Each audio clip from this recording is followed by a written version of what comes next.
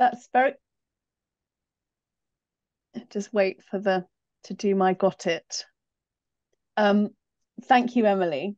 That's very similar to what I was going to say about Steve, because I was going to say that I was just noticing as we joined this call, as we crossed the boundary, as we would say, this wonderful kind of like masterclass in commentary of the Zoom arrival process that Steve did. And to me, that's, very typical of kind of like my experience of working with you, Steve. And what I wanted to say that really relates to what we're going to enter into today is that well, I think Steve's relationship with the Institute and through NTL goes back a kind of long, long time.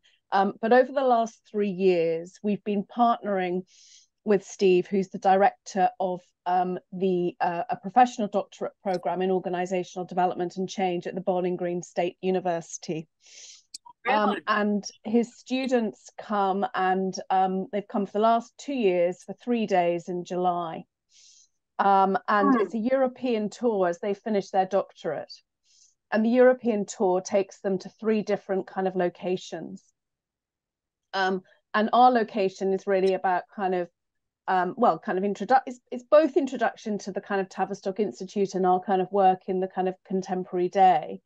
But what's wonderful about it is what we experience about this program and Steve's passion in around professional identity, around this being a kind of practitioner space where which people come into and really realize themselves in relation to their identities as professionals around social change.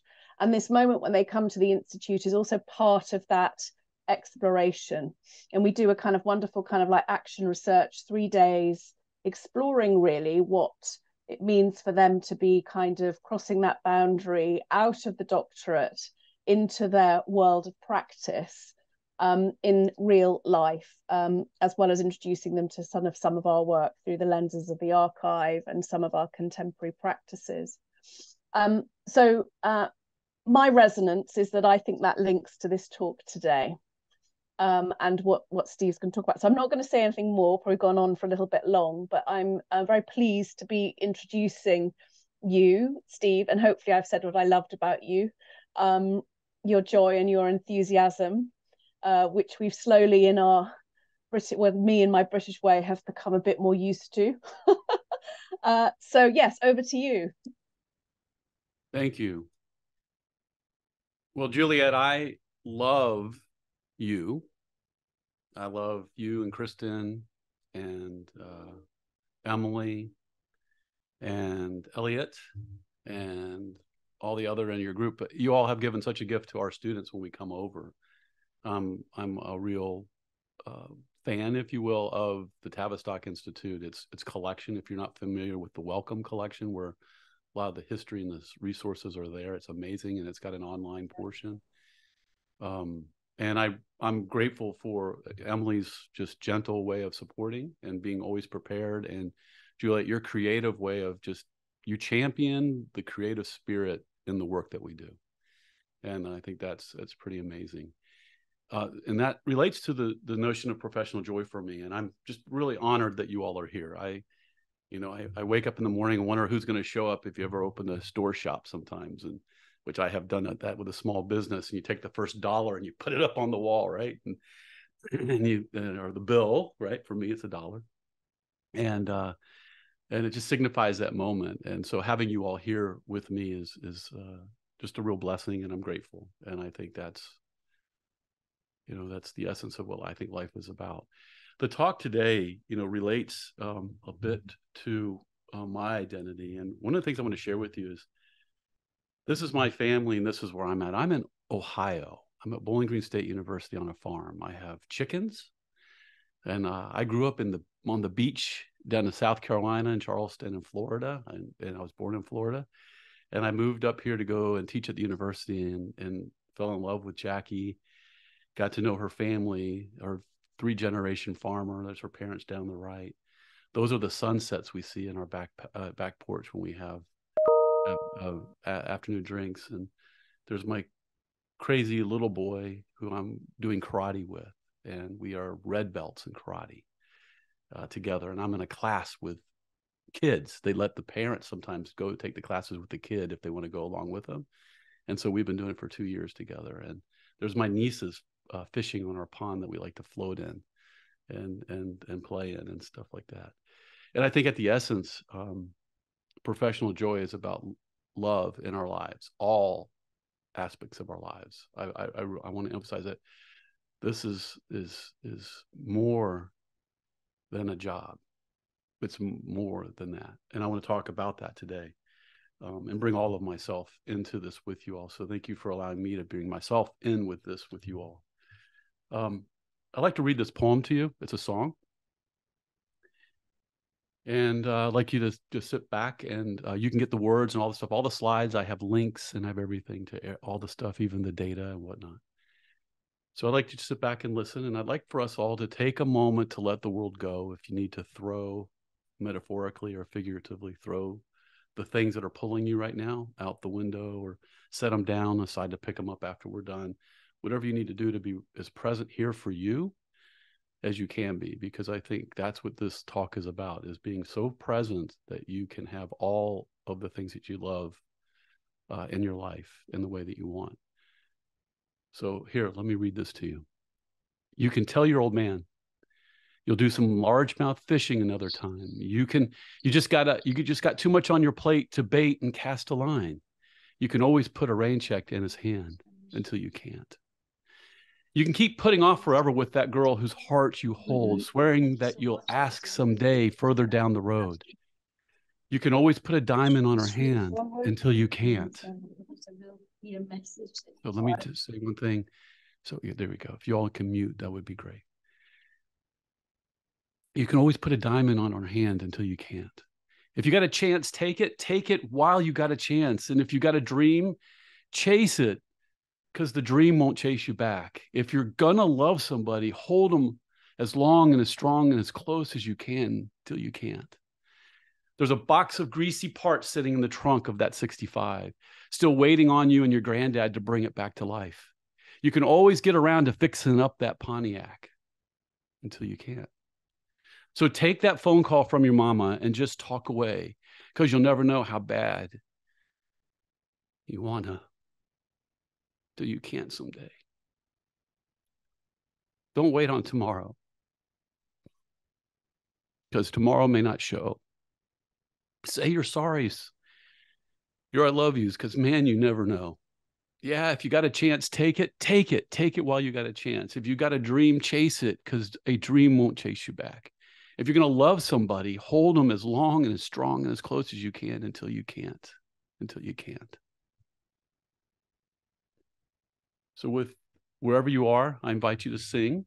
You don't have to unmute. Don't unmute. Just, I want you to sing if you feel compelled. But go there and own this, okay?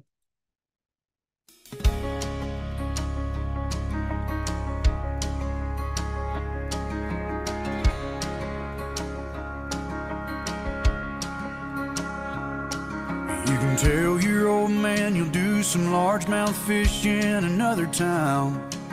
You just got too much on your plate to bait and cast a line. You can always put a rain check in his hand till you can't.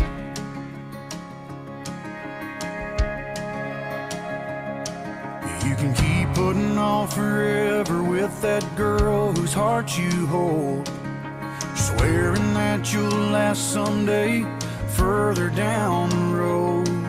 You can always put a diamond on her hand till you can't.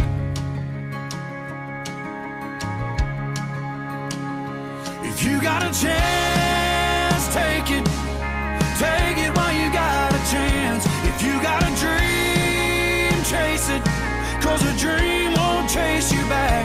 If you're gonna love somebody, hold them as long and as strong and as close as you can till you can.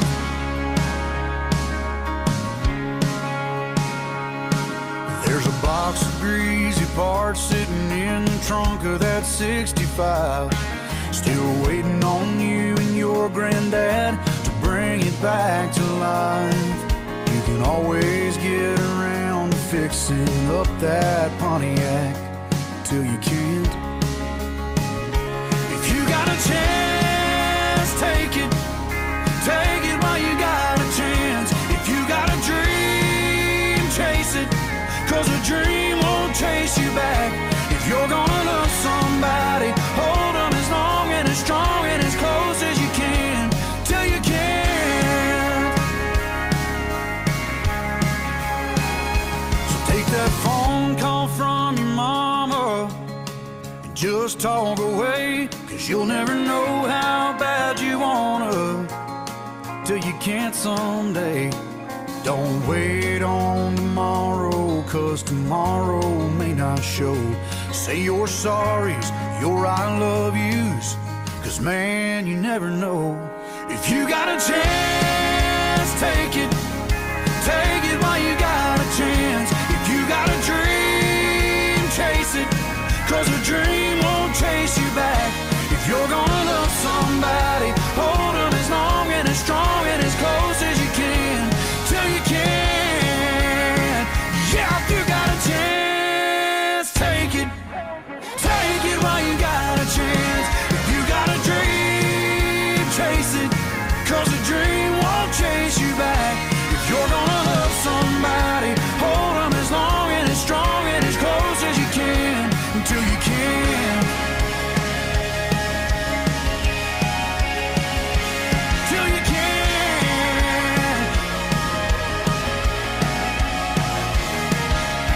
Yeah.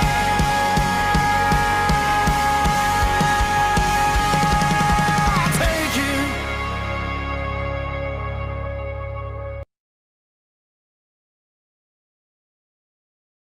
So pick what's a line that speaks to you from this? Is there one line that speaks to you? And Emily, are you ready?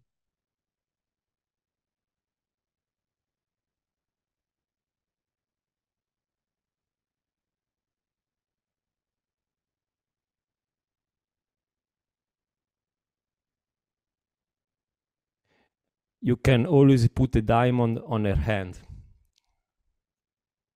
You can always do it until you can't. Yeah. Thanks, Alessandro. We have Abby. We met Abby. So I'm going to send you to meet a few people to chat with. And what I'd like you to do is to take that to your breakout. You'll be meeting with them the entire time, 3 times during our talk today. And what I'd like you to do is make a friend and share what verse, sentence spoke to you. And what do the words of that verse, what do they mean to you? And we'll take about 6 minutes. It'll take about 6 minutes to do that. Right around there, I'll bring you back. It'll be about 7. Okay. So go ahead. The rooms will open up. I'd like you to go and meet your friends, some new friends, and share your thoughts on what the verse speaks to you, what verse speaks to you, and what the words in that verse mean to you.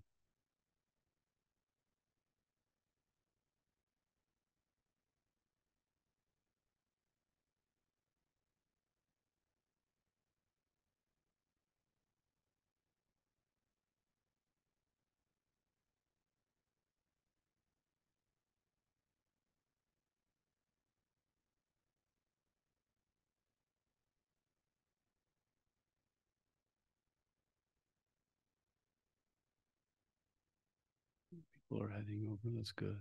That's good. That's good. Emily, have you put me in a room? I haven't. Do you want to go into one? Yeah, I think so. Yeah, that would be lovely. Thank you. I'll put you into one of the rooms of 2.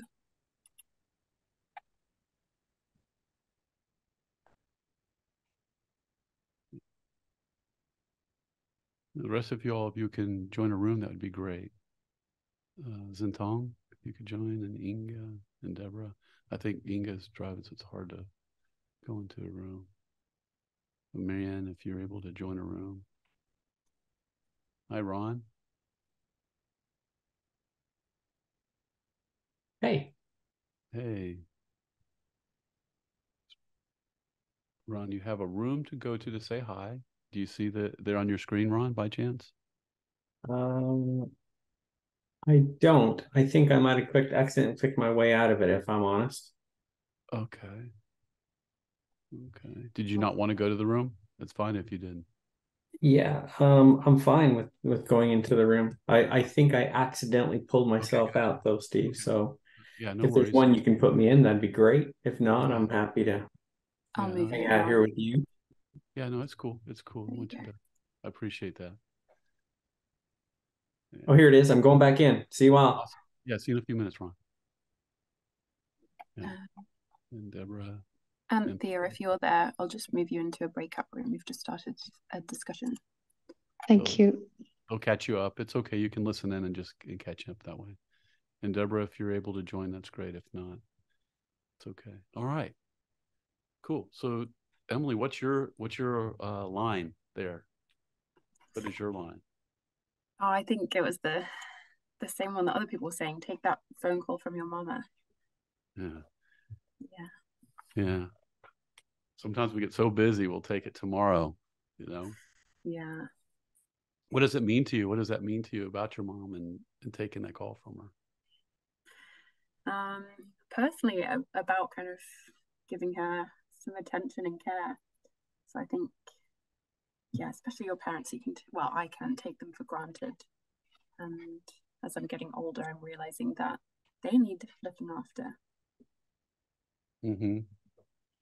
And it matters to them, and they want to give you your room and space to do your thing and not interfere, and yet they want to be a role in your life and maybe influence in a different way. That's me when I have a 21-year-old, and I just love when he asks me for help or talks to me about something and just wants my advice. I don't want to overdo it. I don't want to push, but I hope he'll choose to come back and be around and stay connected.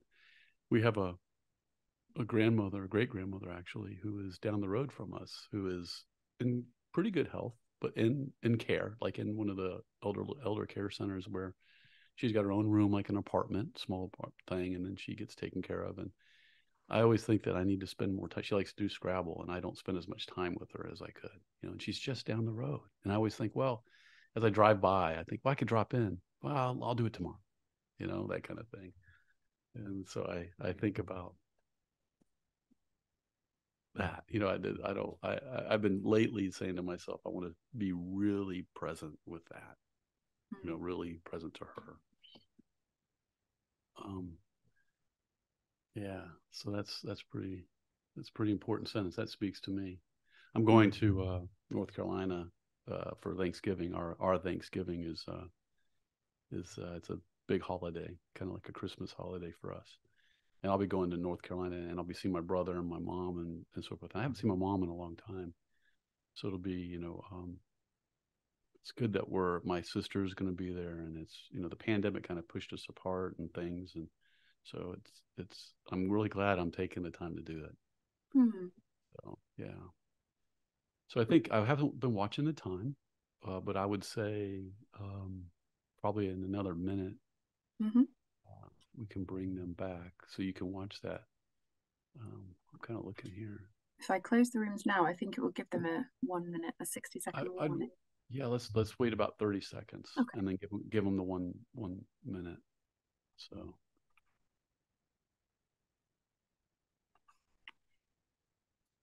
Were you brave enough to sing even though you had your microphone off? Yeah. Good. I wasn't looking at people.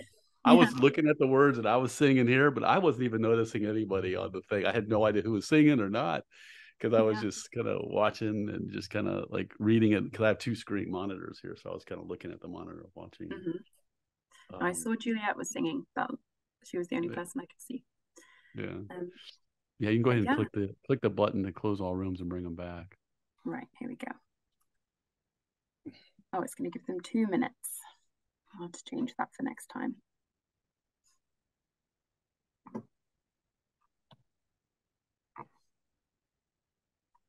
Okay, I think we're good.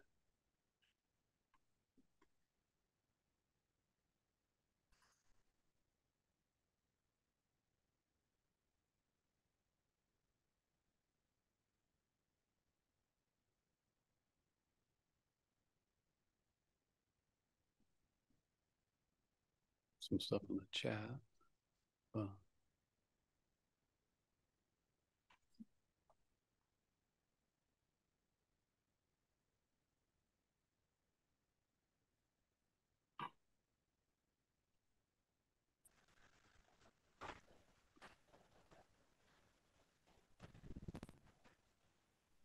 right.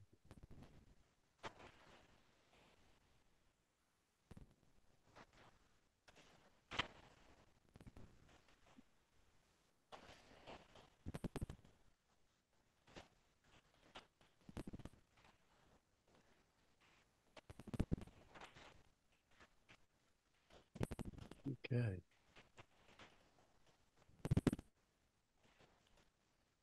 Agnes, I'm looking at my grandmother right now on a picture on the wall. And if this song doesn't speak to my grandmother in so many ways, her name is Agnes Bellamy. Oh. And and literally above the screen on the wall is a picture of her with a big flower hat on, looking and smiling at me. And I remember there were times when I would think I need to sit with her and make sure I spend some time with her, you know. I remember that. So that's a beautiful name. It's dear to my heart.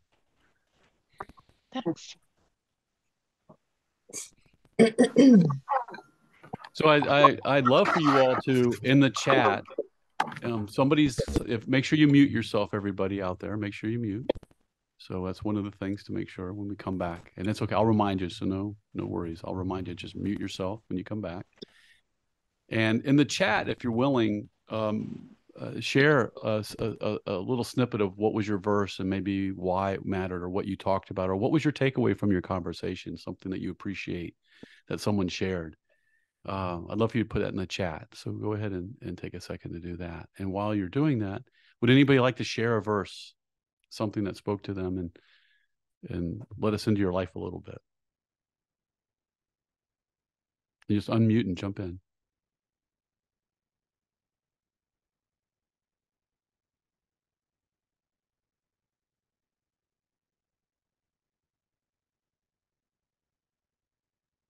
I'll get us going.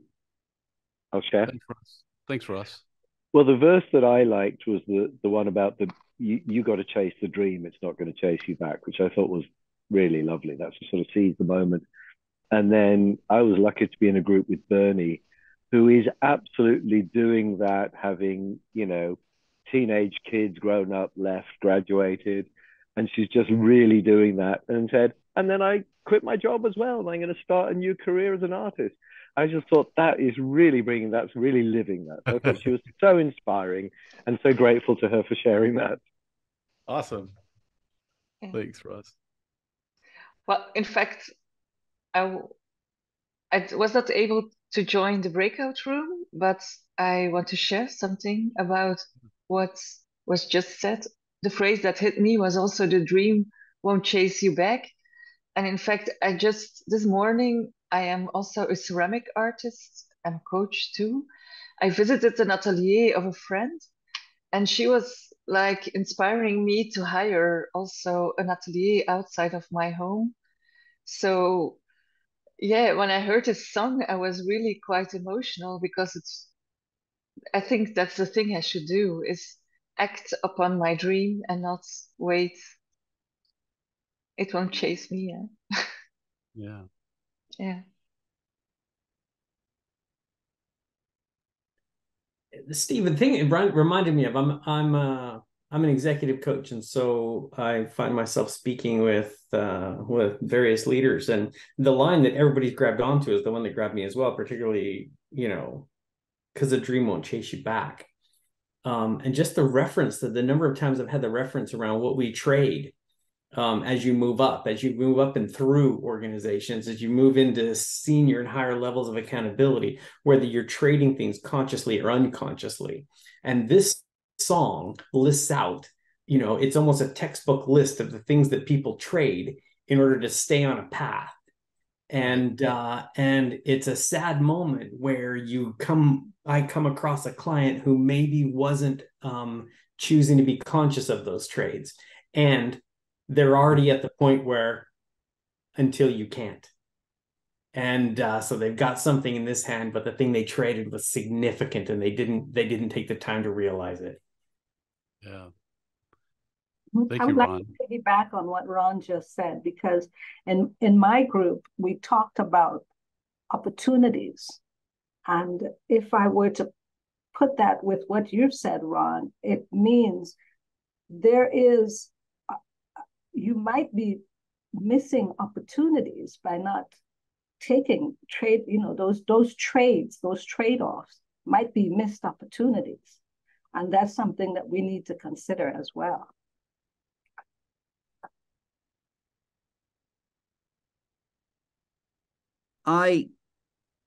The whole song resonated with me. I've recently been diagnosed with something that's brought me to terms with my mortality more. So the song is very apt for me at the moment. I particularly liked or resonated with "Say Your Sorries, I Love You, 'cause man, you never know. And you can always put a rain check in his hand to tell you can't.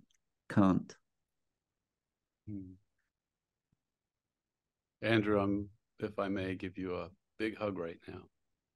Thank you. It's probably not fatal. It's good prognosis, but it has distinctly got. Yeah. It just reminds us that mortality. and it reminds us that we're all fatal, whether we like it or not. Yeah. It just reminds us of rethinking that. priorities very rapidly indeed. Yeah.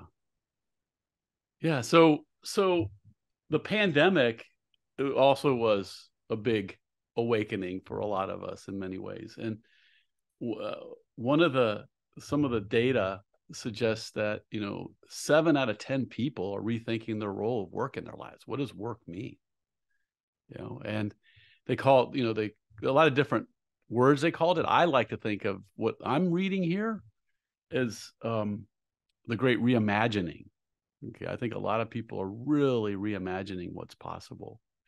And some other data, and it comes from a lot of different places. I got some. When you get the links, you'll see some of my sources, you'll get the general gist of it, right? Because we're global and we have lots of different data that come from different countries. It can be global, it can be local, it can be this or that. But I think the general trend, this is some data that would suggest some trends. So HR professionals believe that there's going to be, there's expected there to be about a 20% jump in turnover in the coming years. That 95% of HR professionals say burnout in their organizations is sabotaging retention of employees. That 93% of the people would stay with the company if they felt it was investing, if it was investing in their careers, and 70% will leave if there's no investment in their professional development. And 51% are satisfied with their jobs, 49% are not. And we know that that's a great predictor of turnover. Satisfaction is the highest predictor of turnover. And committed, engaged employees perform better, and they're less likely to leave. And so there's a lot going on around that. And then I'm not sure, have you all seen this here? Raise your hand if you've seen it or not. I'm just curious how many people are aware. This is kind of a startling thing. If you haven't, it's a really interesting thing to look at. That globally, we were in a pyramid, which the folks on the lower part, the people in the lower part of the pyramid, were taking care of the people in the upper part of the pyramid in our economic systems and our structures and those kinds of things. In 2015, it moves towards that. And by 2060, it's moving towards this, what they call a skyscraper, or they call it the dome, if you will. And by 2034, this is interesting, there will be more people over the age of 65 than under the age of 18. So in my graduate program, we have a lot of people like you. So this talk is really for you. It's people, we have an average age of 47, people that have 20, 30 years of experience. And that's a different conversation to have than with a person in their 20s, early 20s. It's a different conversation that we're having necessarily. Not that a person in their 20s couldn't appreciate what we're talking about. But as we get beyond into our 30s and neuroscientifically or neuroscience of our brains developing and where we're at and so forth. But you're going to spend about 90,000 hours of your work at work, right? And that's pretty amazing. And these are the students that are in our doctoral program. And they all say to me when we talk, you know, what's interesting, what they say to me is that interesting in our doctorate, it's a professional doctorate, looking just like you all, they just say, I'm not done yet. Why are you doing this doctorate? Why are you looking for a doctor? Why do you want a professional doctor? You don't need to have it, right? You can check a box. Do you want it to check a box? Or, and they say, I'm not done yet. I'm not done. So I'd like to read you a little something. I actually left it sitting over here. Let me grab it real quick. I'd like to read you a little something from part of a manuscript that I'm working on around this. And it begins like this. So imagine you're in the midst of an intensive weekend retreat. You're in the midst of an intensive weekend retreat, focused on reinvigorating your career, getting fresh perspectives. As you reflect on as you reflect, life is pretty good. Nothing is bad. But you just want something, you want some of that mojo. You want some of that mojo back. Professionally, projects are interesting, some more so than others. However, there is a bit of a Groundhog Day effect going on. Success is becoming easy. At least your current successes are easy. Get up, work out, eat breakfast, read mail, do the day. Wake up, work out, eat breakfast, read email, do the day. What's next in life, you ask yourself? Heck, other than a repeat of today. Chuckling, you walk into a comfy room with a plush carpet, couches, pillows strewn around. A nice beanbag calls your name as you plop down. The beads crunch around your body. Others meander in, some chatting quietly. One person grabs a pillow and flops on the soft carpeting. The retreat facilitator is relaxing on a big sofa, red sofa chair, legs crossed. She's reading quietly. There's a slow hush to the conversation, a sign the group is ready for what's next. The facilitator peers over her glasses, gently smiles, and looks around the room. She says, I'd like to read you something.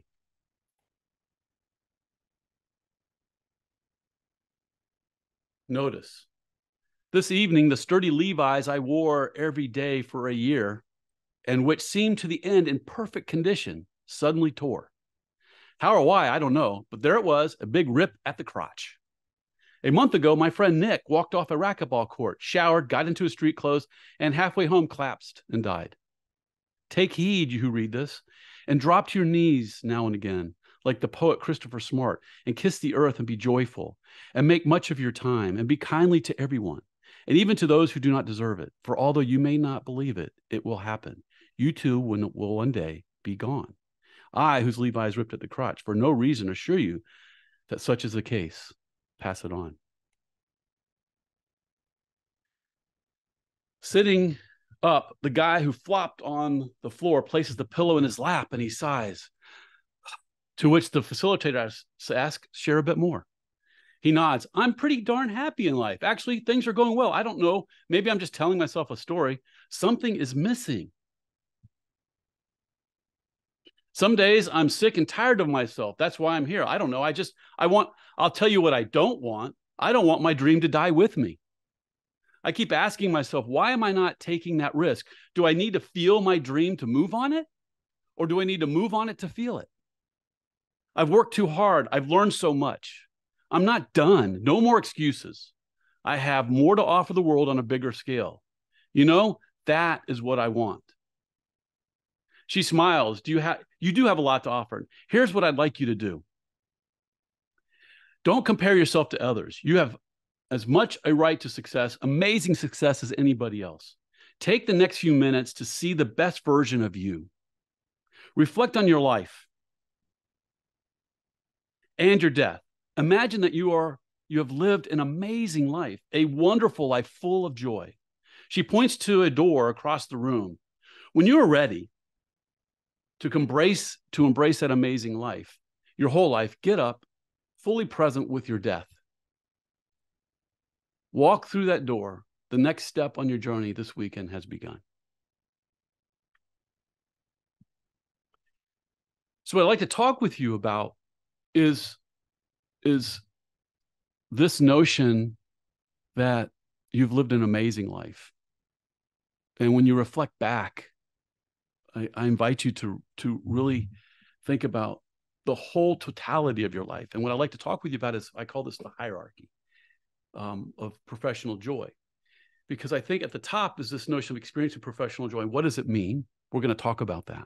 And then next, what we're going to talk about is this trifecta, the career trifecta that I'll talk with you about, and how you achieve that. And we're going to talk about how thought leadership, unleashing thought leadership, when you do that, it helps and enables you to achieve that career trifecta, which enables you to have that experience of professional joy.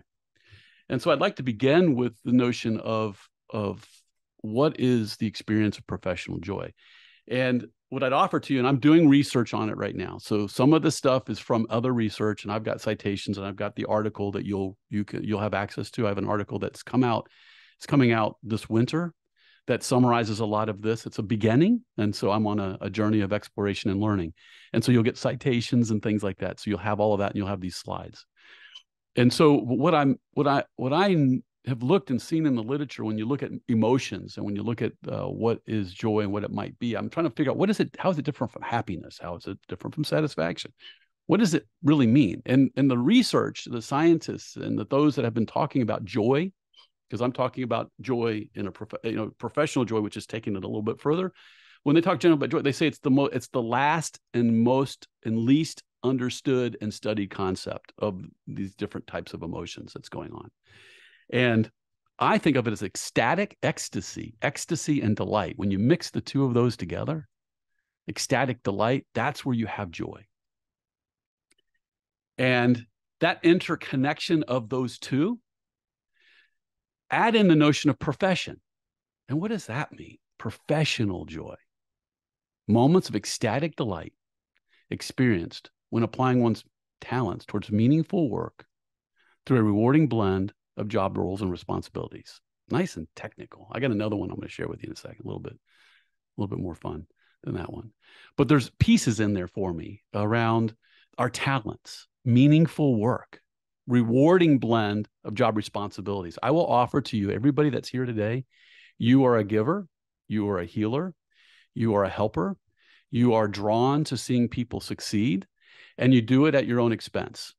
I would suspect that many of us wrestle with taking care of ourselves and self-care in order to be there for others. I would offer, both in our careers and in our personal life, in all kinds of places.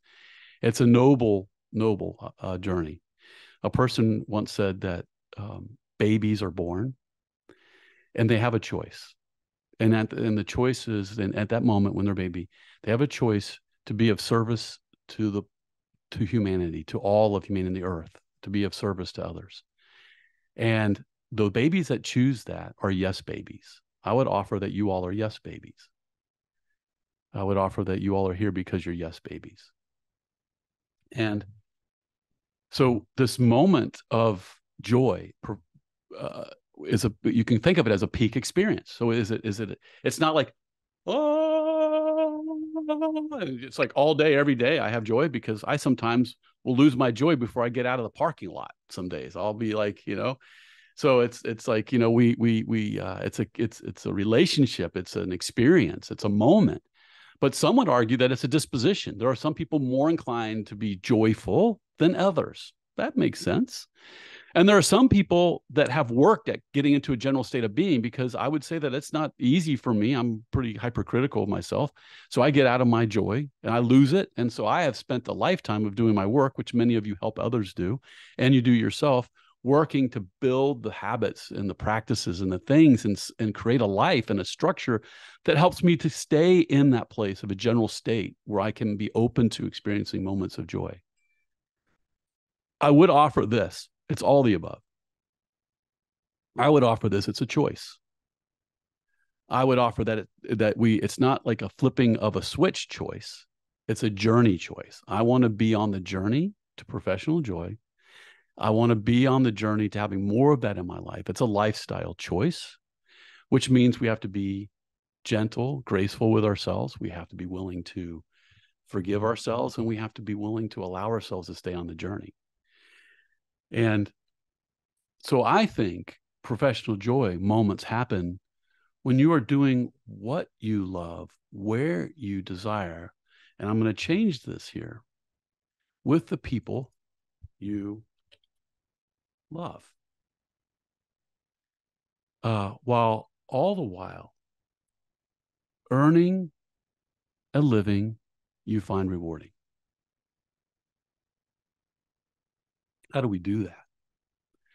I would offer to you that if we can use this pyramid and this hierarchy, and if we can intentionally help ourselves build what we need in order to be at that level of professional joy, to get to that place where we have more and more of that, moments and moments of it, I would offer, like, we have glimpses of it. Then as we mature and as we grow and build a life and disciplines and practices and things and create environments and make choices, we create more and more moments of joy that get longer and longer. And I think that's the journey. That's the life of joy. That's what we're on. And I would offer to you this: it's not about work. There are a lot of people who hate their job and love their profession. And it's not about a job only, because my professional pursuit, if I love it, is intricately woven into my life with my family, my children, my parents, my friends, and everything I do. So the goal for me is to understand that my professional joy is about not separating, but experiencing it in a way that it gives me the moments to be present and with the people I love at home, with the people I love at work. I want to offer to you that the old mindset of checking our heads, our heart, and body and soul at the door so we can walk in to an industrialized situation in rows and aisles and do the work that we do, that we have spent the last 200 years with scientific management and Taylorism to create good workers. That's done. That's over. AI, artificial intelligence, and robotics in the next 5 years are going to change everything. I don't have a slide on this, but I'm working on another slide around, and some work I'm doing around the future of work, workers, and working. In the United States, we are planning. It's not publicized. I've just calculated it by talking to businesses and looking at what people are plans. We are going to be doubling our use of electricity in the United States in 5 years. Doubling our use of electricity. The reason is we're going to need the same amount of electricity today just to run AI in 5 years, is what is going on. If that's the case, we're going to see, if you go and look at Tesla, do you know that you can put a Tesla together like a snap-on tool, like a snap-on gadget? It's basically, okay, thank you. It's a snap-on. It's a snap-together thing. Right now, example, in the United States, the unions, for example, are pushing cost of employees so high that it's going to go above and push for a lot of that to be automated. So things are going to radically change, and what we're going to be left with is really the question: what do we love? How do we use our whole brain? How do we stop sitting in rows and aisles in a classroom and speak only when spoken to? How are we going to work together? How are we going to be together? How are we going to solve problems? How are we going to do creative, cool things? How are we going to innovate? We're going to have a renaissance of creativity, innovation, connection. It's going to come in the next 100 years, just like scientific management, Taylorism helped us usher in an era of industrialization, which served a purpose, but no longer serves us now. And what do all the people say, like you all? What all the people say about work? When you're at your end, as where is my friend? I'm looking for him on the, was it Andrew that talked about his health scare?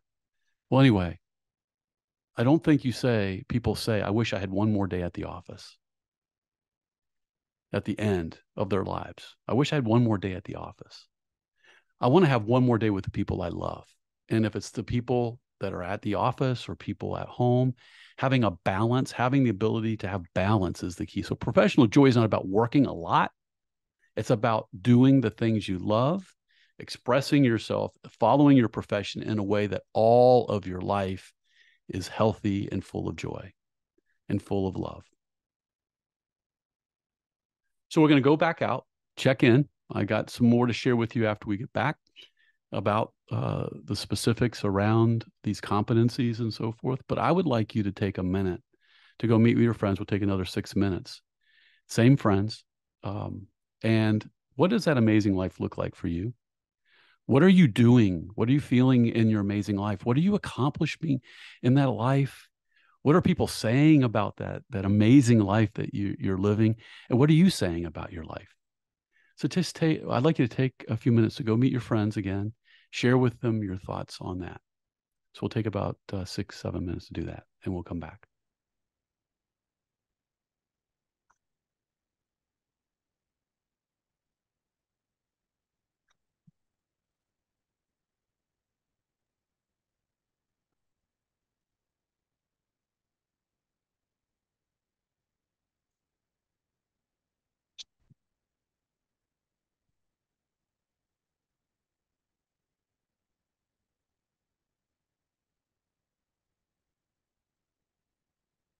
Dasha, do you have the ability to go to a room, and Deborah?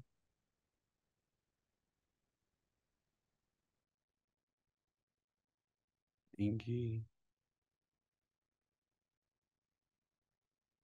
Hi, Ingi. If y'all can go to a room, it's okay. So Emily, tell me, you're you. So tell me, what does your amazing life look like for you? My amazing life. So, well, I don't know if you know this. At the moment, I'm training to be a psychotherapist. So, kind of my dream at the moment is when I get there and when I'm seeing clients all day and kind of spending my time in that way, which I feel is going to be so meaningful. Yeah, and I'm sure I'm idealizing it a bit, but yeah, idealize. Think about that life. Yeah, in my imagination, I have this beautiful therapy room, that's like really kind of well considered and comfortable, and has lovely artwork, and a really nice feel to it. And I'm really connecting with people and hopefully improving people's well-being, improving people's lives. Yeah, the what are people saying question. I think in my kind of amazing life, in my wonderful, perfect life, I would not care what people said. I think in my dream version of myself, I'd be able to be kind of not unaware, but sort of not emotionally affected in any way, positive or negative, by what people are saying, if that makes sense. Yeah, and if you could step back a little bit further, look at your whole life. You got your room. Now imagine you're kind of zooming out like in Google. You're zooming out, you see your room, you see your place, your practice. Now you see your whole life. You see your whole day. All 24 hours, 7 days. Look at your whole, what does an amazing life look like? It's full of freedom. I can be spontaneous. I can travel sometimes. I don't know, maybe someone will invite me to a concert one Saturday and I'll just be able to go.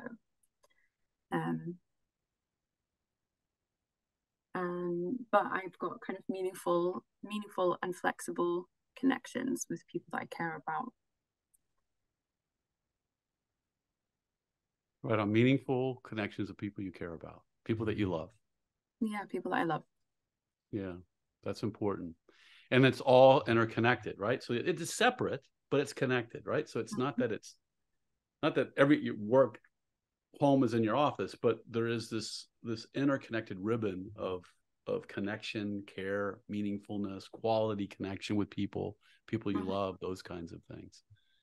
Yeah, that's really good. That for me, at my stage where I'm at in life is I'm in my 50s. And so I'm looking at, the connection with the people I love. I'm looking at having more fun, play. I'm looking at a life where I'm playing with my things that I'm working on, that I'm sharing with people, those kinds of things. I'm seeing more I'm seeing my kids doing well, and I'm seeing them enjoying my professional success and me enjoying their professional success. It's like I know their work. I know the people that they work with. I'm actually friends with their people that they work with, and my people at work are my friends, and that we're working. But yeah, there's some connection outside, you know, and I have this sense of real support and care and love for each other, and a real interest in people. Like I just hired, for example, my a colleague that I work with, his daughter, who's like a niece to me. I told her, I said, she's going to come work with me and help me with some stuff and work on some stuff with me. And I said, I'm hiring my niece. She's not my niece, but I'm thinking of her that way because I love Teo so much as my good friend and brother, I call him. And we work together. I mean, we work on critical things, and then we hug each other, and we spend time together. I want that. I want that with my family. I want this interconnectedness. So why don't you go ahead and close all rooms and bring people back? All right, here we go. Yeah, this is really good.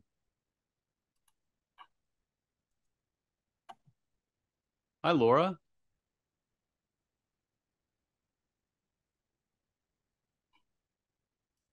Go. I think Laura's frozen.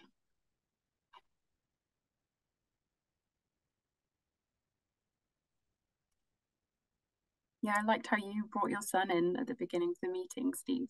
That was kind of a taste of family life, part of work life. Yeah, and we had one of the best baseball players in the history of baseball speaking at the university. Listening to him talk, I wanted my son on my lap, sitting there listening to that. I wish they were there with me. I was like, I want to bring them more into my world, you know, a little bit. I had one class, a big lecture hall of 200 people, and my son did a project at school. He brought it in and stood in front of all the people in the class and shared it with them. It was pretty awesome. Amazing.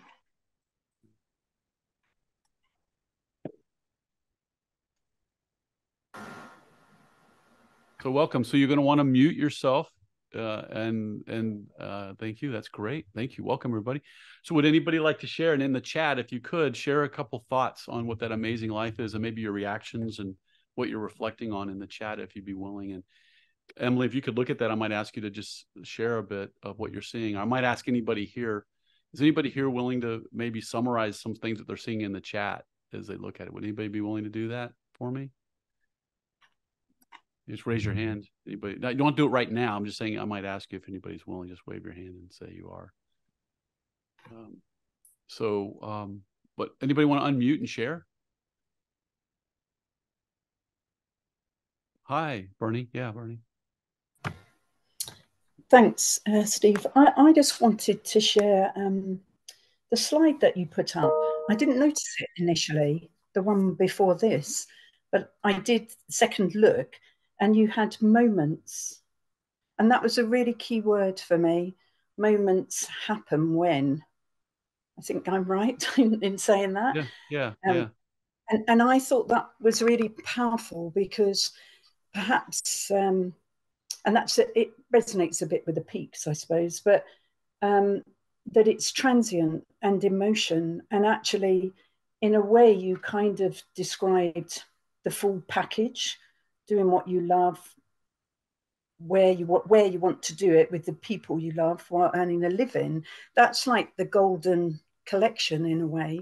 But my experience is actually you can get a lot of joy sometimes with just one of those. And actually you don't always need the full package, and you don't always need to aspire to go to the top of the mountain. And I'm sure this will resonate with Juliet, that Nan Shepherd, who's written such beautiful books, and she talks about going round the mountain and into it. Right and I love that. It resonates much more with me than going to the peak of the mountain. Yeah. Thank you, Bernie. And I'd like, if you could put in the chat, or if I could I'd love to get, you have my email. Can you give me some of those references you just mentioned? I'd like to read her work, because I think when I think about it, I think about it, you're right. It can be a peak experience, but it's also at the bottom. It's a journey. It's a lifestyle choice. That's what I think you're saying. going around the mountain. It's a journey. You can't don't expect to be at the top. Don't expect I'm willing to allow that ideal to exist in my life. I'm willing to allow it. And I think and we have moments of touching it. And I think being on the journey and a belief in the possibility of that is, I think, important too. So please share it with me, because I really think that notion of, like you said, going in the mountain, going through, it's all in service of joy. It's all in service of being in a space of love and connection. It's in service of that. And I think that's wonderful to be in that.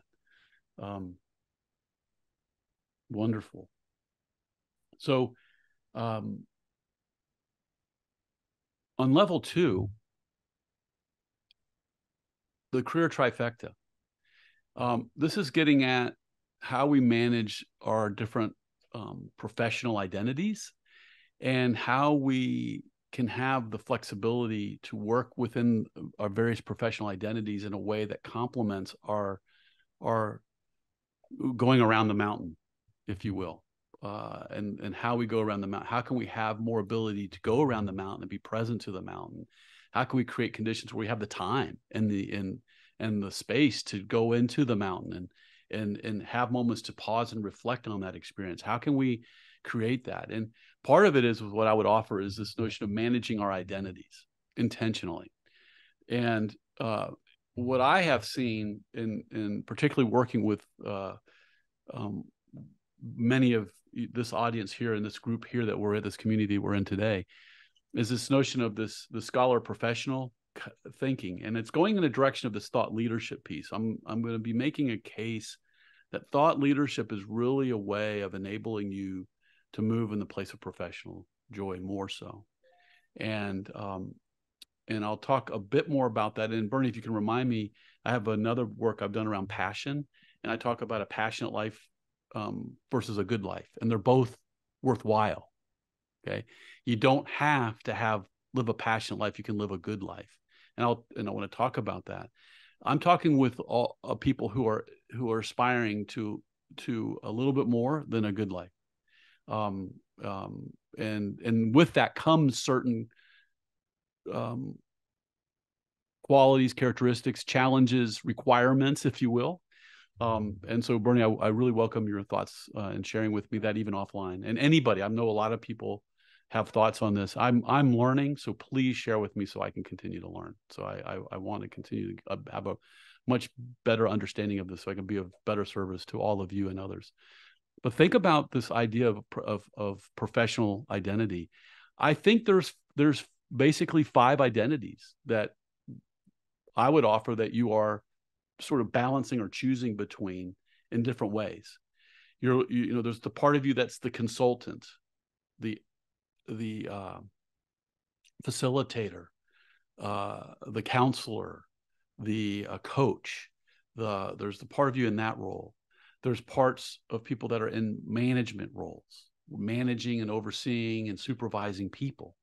There's the educator, teaching others, sharing with others, creating educational programs and workshops, to teaching a class, to putting together and these are formal professional roles. So it's a manager is a person in a role of responsibility, a consultant, coach, facilitator is in a formal role, an educator in a formal role, researcher, studying data, analyzing, reporting, and then there's the student taking classes, getting certified, building skills and building competencies.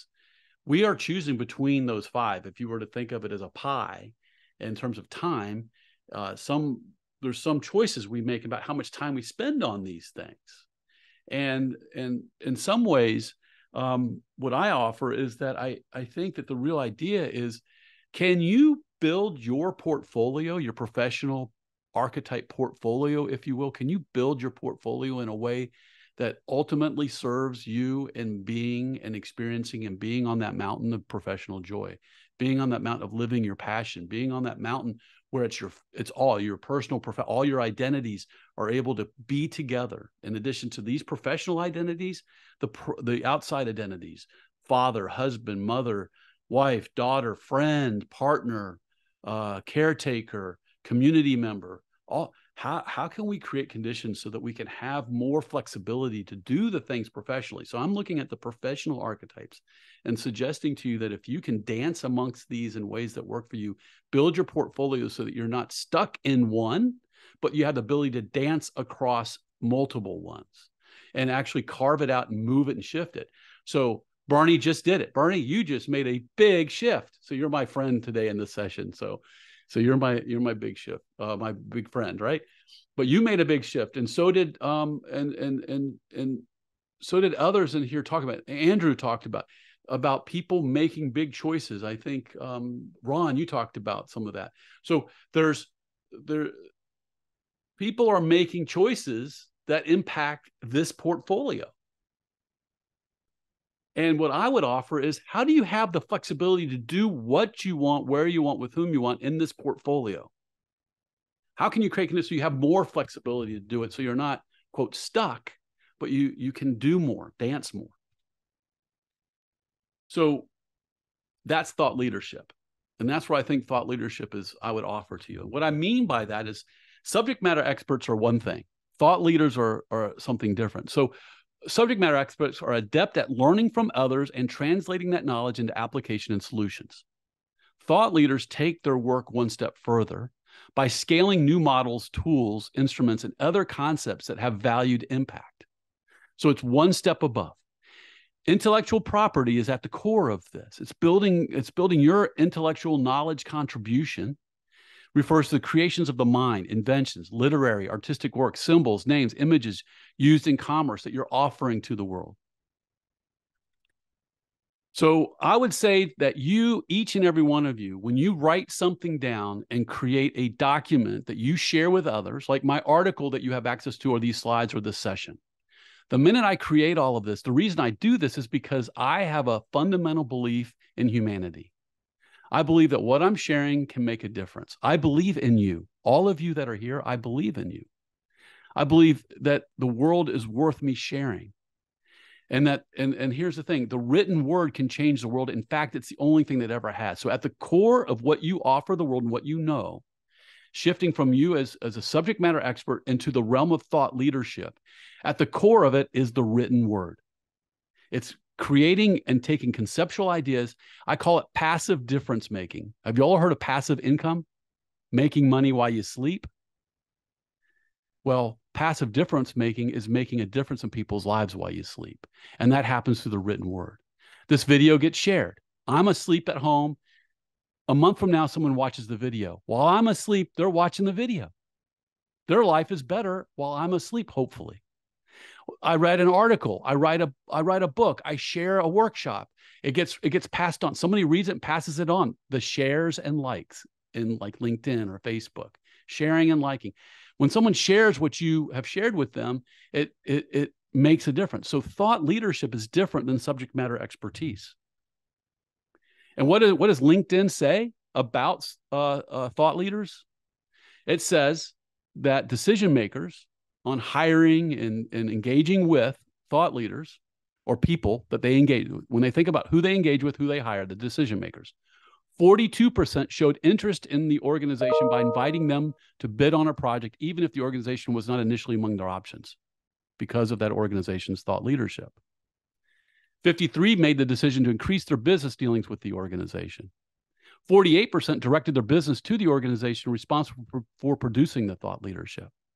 54% made a purchase of a new product or service from the organization that they hadn't considered purchasing before. So thought leadership is really an opportunity for you to take your professional brand and put it out there and to make a difference while you sleep. At the core is the written word. Then you can think about rich media and all the other contexts, the various audiences, the type of publications, the type of writings, and so forth. So the thought leader path is, if you think about it like this, I'll in higher education, credentialed professional, my undergraduate students getting an undergraduate degree. Those students that get a master's degree, the subject matter experts, learning tools and models at a highly experienced level with experience and expertise to apply it. Thought leaders take all of that and they build new knowledge and share it. It's like a good chef. There are those that are great at making recipes, And there are those that are great at creating new recipes. So those are good at cooking with recipes. And then there are those who create new recipes and they put it out there, they get shared across your whole family. You know, so thought leadership is about that sharing of the recipe and sharing it in a way that others can adopt it because it's effortless. Thank you for sharing that. I can use that in my practice, in my world, in my life. And it starts with this idea of the cycle of mastery, because a lot of times what happens is we learn a technique. A lot of you have learned methods and techniques that you're practicing as subject matter experts. Subject matter experts start in the area of practice. And they move into an area of blending because once you learn one area of expertise and you got it, and you start learning it and you become proficient in it, you start blending other techniques in as you solve problems or you help people or you offer new services or solutions. And as you begin to offer them, you might find that the weaving together of these four things lead to a predictable result. Wow. Oh, wow. Okay. It leads to... So then you just write it up, you put it together, and you start practicing that over and over again because it works for you. And you go back to the template and you use it for the next situation and the next one.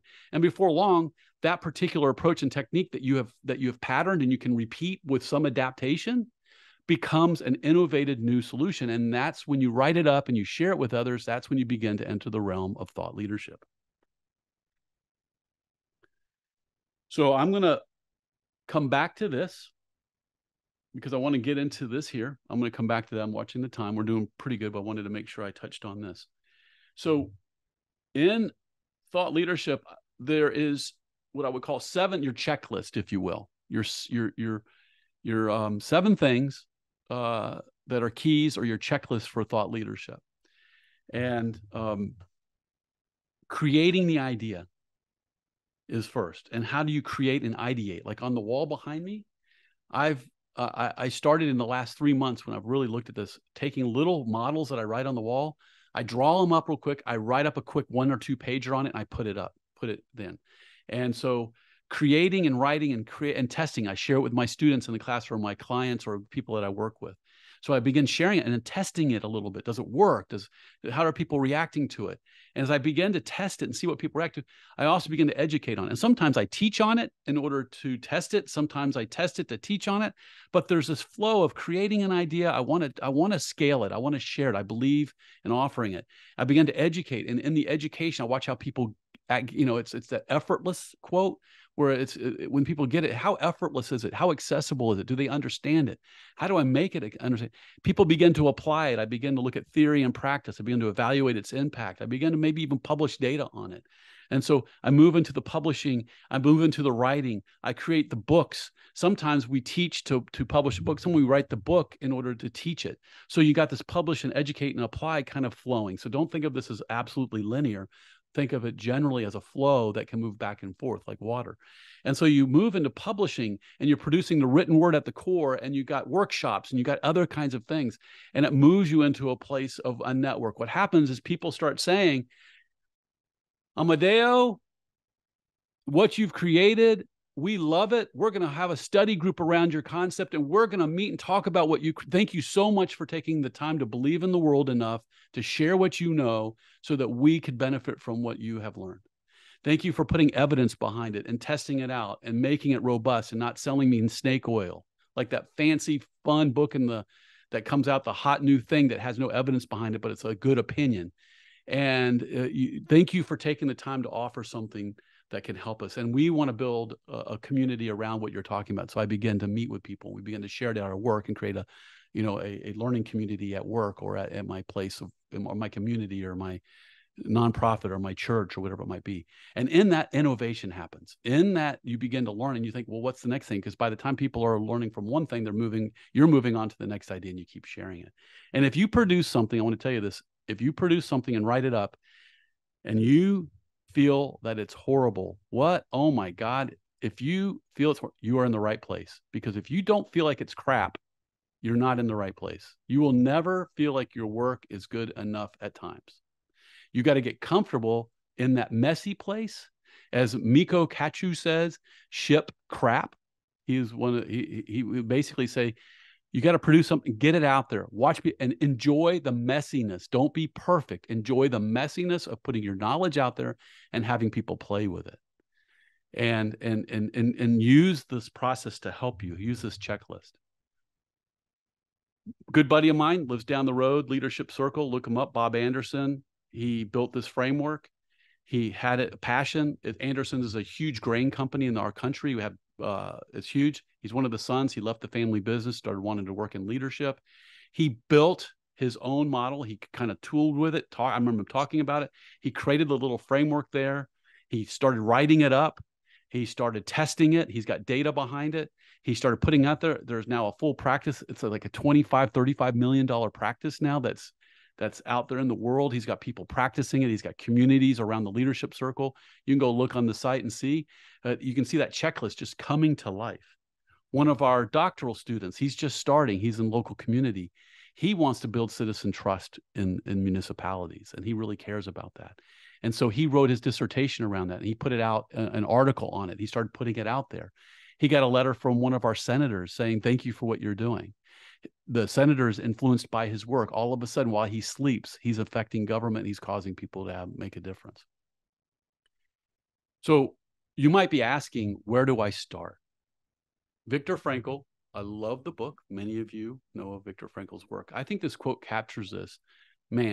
People can only find meaning for their existence in something outside of themselves.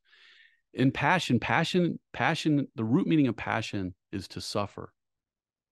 And how do we suffer in service of something that's greater than ourselves?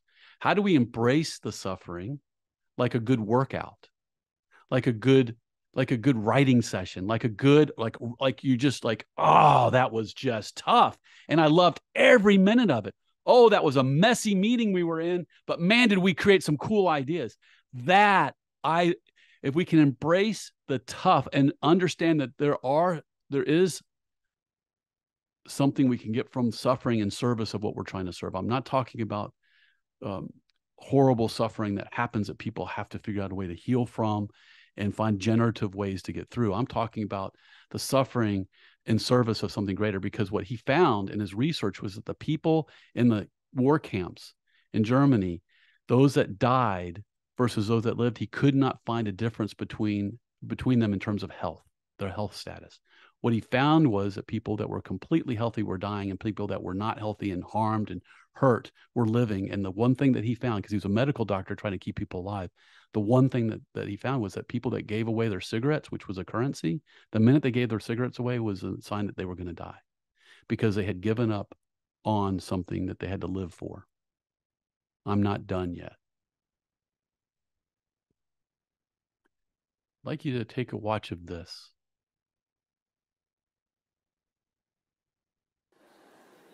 How do I know? A lot of people, when they think of the phrase, how do I know, they always want to put the what behind it. How do I know what I'm supposed to do? The question that you really should ask is, how do I know why I'm here? Because when you know your why, your what becomes more clear and more impactful. If you know, like for instance, people know that I do comedy, but that's what I do. My why is to inspire people to walk in purpose. So I can do comedy, I can write books, I can be in a movie, because all of it is motivated by my why. In fact, I have a new web series out called Michael Jr. Break Time. We probably just did the 6th episode. It's on YouTube. So every single Wednesday at 3 o'clock, we drop a new episode on YouTube of Michael Jr. Break Time. What it is it's me. I travel around the country and I do stand-up comedy, in case you didn't know. And in the middle of my comedy set sometime, I'll stop and just talk to my audience. And we've been filming this, and it's pretty cool. So we're in Winston-Salem. I'm gonna show you a clip from Winston-Salem. And I'm just talking to this guy in the audience, and he tells me that he's a musical instructor at a school. So I was like, all right, you're a musical instructor, can you sing? Let me hear you sing a song. So this is what happened at the last episode of Michael Jr.'s Break Time. Check it.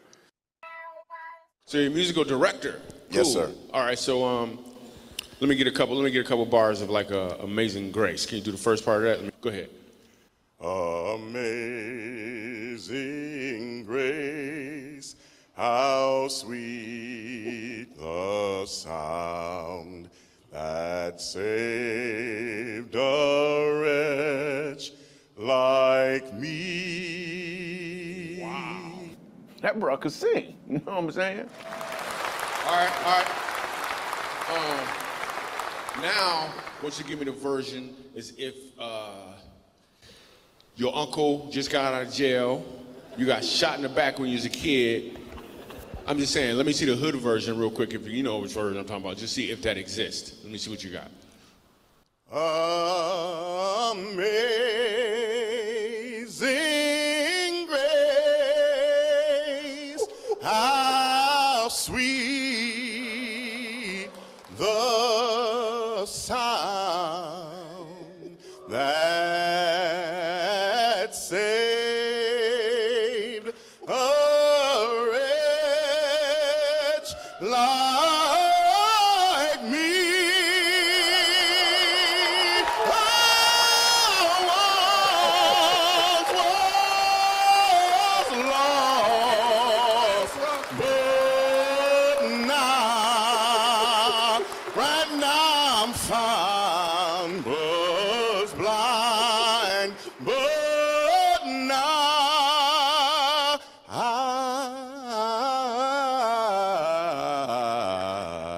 I see.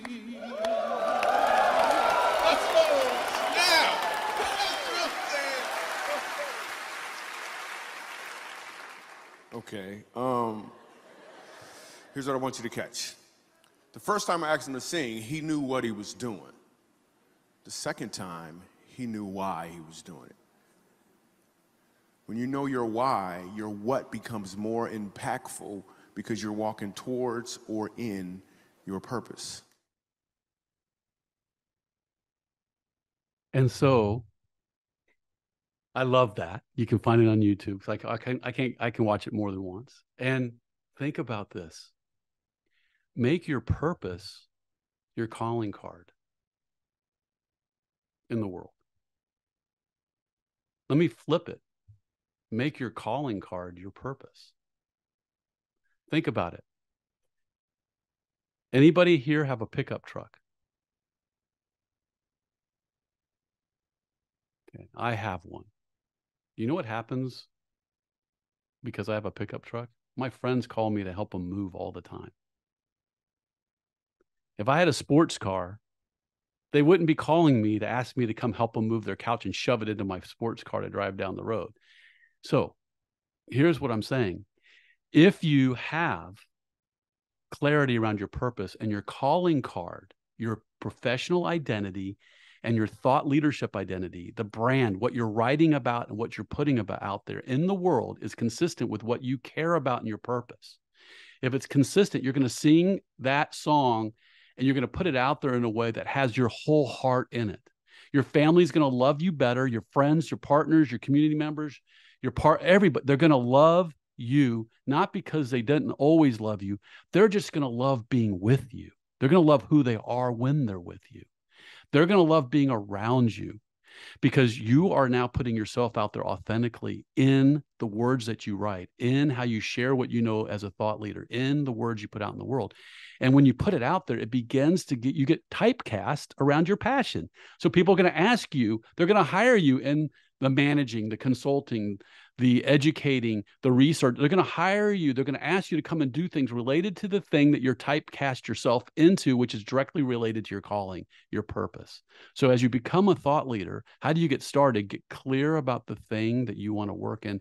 Don't be perfect at it. You just got to get writing about what gives you energy, what you're willing to share, the things that you're solving. You got to put the content and put it out there and try it and test it and use those 7 things that I talked about.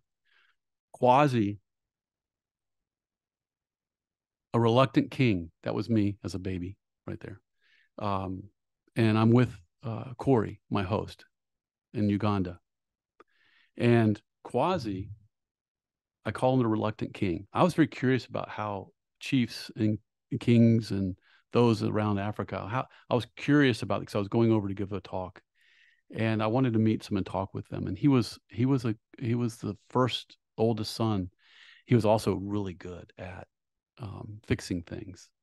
So he left his village. His younger brother took over as chief, and he went to the Kuala Lumpur, the capital, to drive for the UN and to fix and be a mechanic because he could make good money. And so Corey said, would you please talk to him, because it seems like something's missing. He doesn't seem alive. Kind of like the guy before he sang with purpose. And so I sat with him, Quasi, and I said, Quasi, can you tell me about a moment when you mattered? And he said, yes, it was this morning. I go, really? He goes, I was driving someone to the airport. I've learned not to okay, I'm thinking, how does that have to do with Matt? Okay. I've always learned that when you ask a person, tell me about a moment when you mattered, it is a spiritual opening into something that I cannot understand or predict, but it's a spiritual opening to something really important. I've got to allow them to go to whatever or however big or small it is. Let it happen. Because he said to me, I said, well, what happened? He goes, there was a dog that came out in front of me. And I said, well, what happened? He goes, I didn't hit it. I'm thinking, okay, well, what was different? I saved its life. I said, oh, I said, so Quasi, you save lives. He goes, yeah. I said, well, tell me about, how do you save lives? He goes, well, I'm in town here and there's a lot of homeless children, and they come to me and I find them homes. I find them places to live. I help around here. And then my village calls me and they talk to me and they ask me questions about water and about education, about food, the cattle, those kinds of things. Well, what are you doing, Quasi? And he said, I'm sharing my life. And I said, Quasi, so you save lives through sharing your life.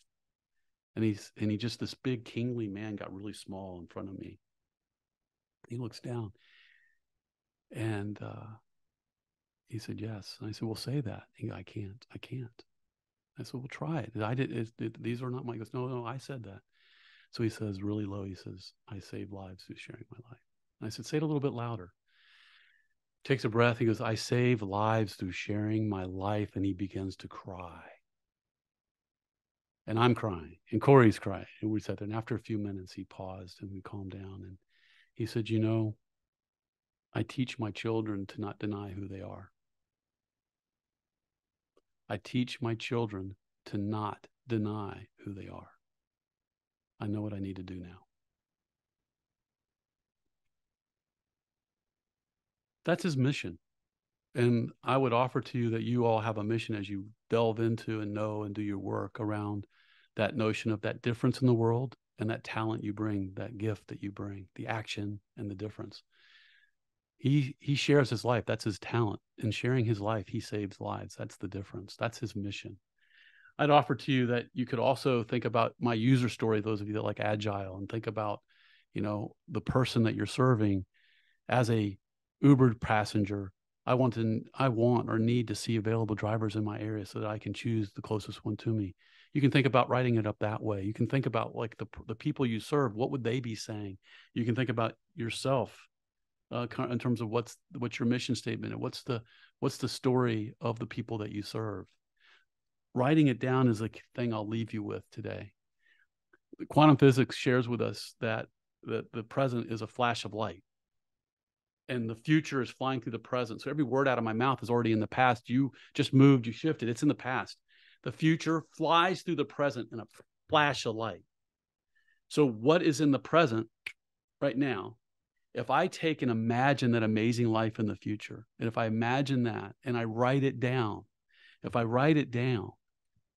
what I'm doing is I'm bringing into the present the imagining of something that I yearn for. I'm manifesting that in a quantum physics way. And it's really a powerful thing to do that. And when we put our words in writing in terms of our thought leadership, we begin to manifest those possibilities for the world that we believe in. So I'll leave you with this and we're done. Our deepest fear is not that we are inadequate. Our deepest fear is that we are powerful beyond measure. It is our light, not our darkness, that most frightens us. We ask ourselves, who am I to be brilliant, gorgeous, talented, fabulous? Actually, who are you not to be? You're a child of God. Your playing small does not serve the world. There's nothing enlightened about shrinking so that other people won't feel insecure around you. We are all meant to shine as children do. We were born to make manifest the glory of God that is within us. It's not just in some of us, it's in everyone. And as we let our own light shine, we unconsciously give other people permission to do the same. As we're liberated from our own fear, our presence automatically liberates others. So thank you. from all of us here in Ohio, and I'm really grateful for you all. You have the slides, you have the article. I'm always welcome conversations. I love this. This is my passion. As you go, if you could type a little note in the chat just to let me know how you are as you're leaving, maybe a thought, maybe even an email, and you got my email. I'd love hearing from you. I love this stuff. So, but I'd welcome just a little reflection from you as you leave in the chat. And I really wish you well, Juliet. Thank you. Big hug to you. And Emily, thank you. It's been a wonderful, wonderful day. And I'll say bye for now. And if anybody wants to stay and continue to talk, and Emily, you can let it record, but I know people need to go. So we're done. But you can leave the record. We can talk a little bit if anybody wants to stay and chat. So bye for now. Have a great day. I hope I run into you all somewhere in the world.